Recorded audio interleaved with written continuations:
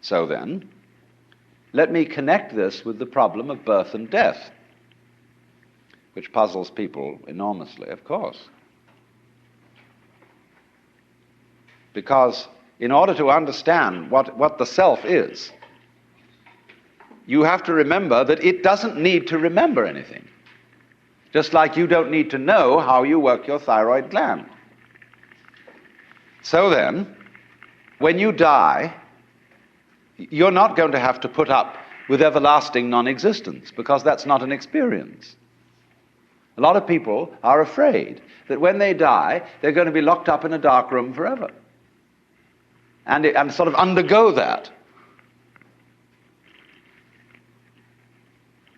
But one of the most interesting things in the world, this is a yoga, this is a way of realization.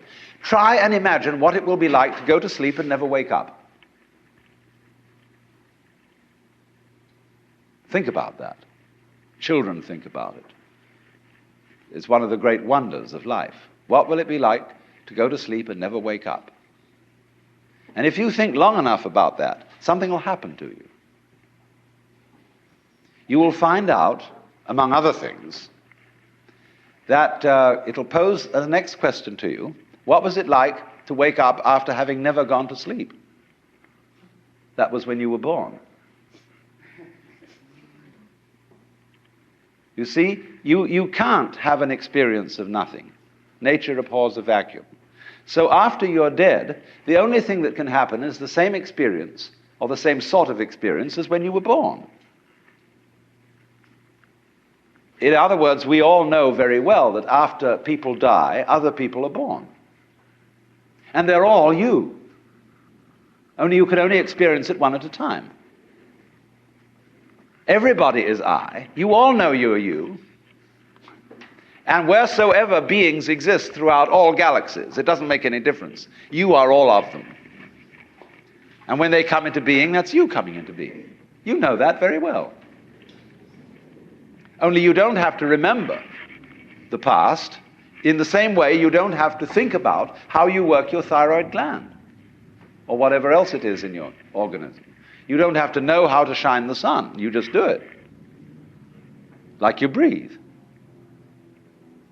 Doesn't it really astonish you that you are this fantastically complex thing?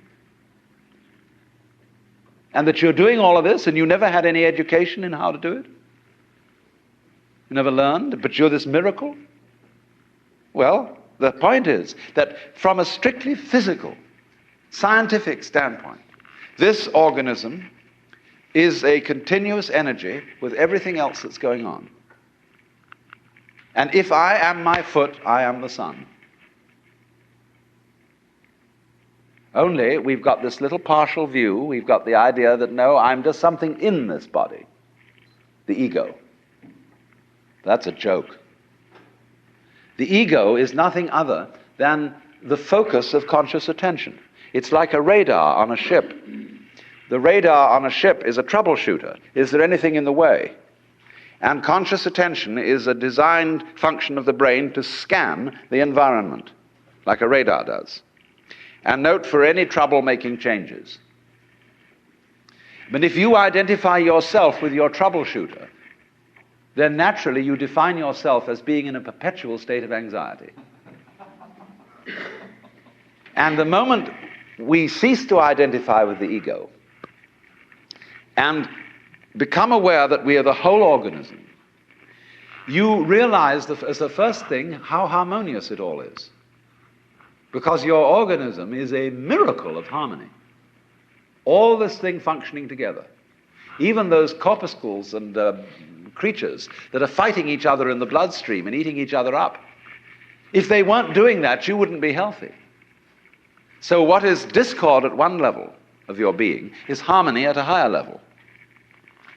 And you begin to realize that, and you begin to be aware, too, that the discords of your life and the discords of people's life, which are a fight at one level, at a higher level of the universe, are healthy and harmonious. And you suddenly realize that everything that you are and do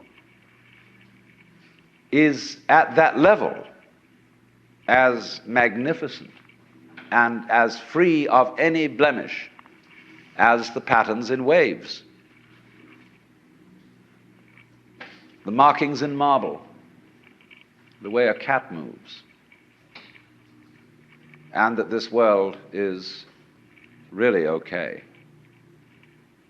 and can't be anything else, because otherwise it couldn't exist. But the reality underneath physical existence, or which really is physical existence, because in my philosophy there's no difference between the physical and the spiritual. These are absolutely out-of-date categories. It's all process. It isn't stuff on the one hand and form on the other. It is pattern. Life is pattern. It is a dance of energy. So I will never invoke spooky knowledge. That is to say that I've had a private revelation, or that I have sensory vibrations going on a plane which you don't have. Everything is standing right out in the open. And it's just a question of how you look at it. So you do discover, when you realize this, the most extraordinary thing to me that I never cease to be flabbergasted at whenever it happens to me.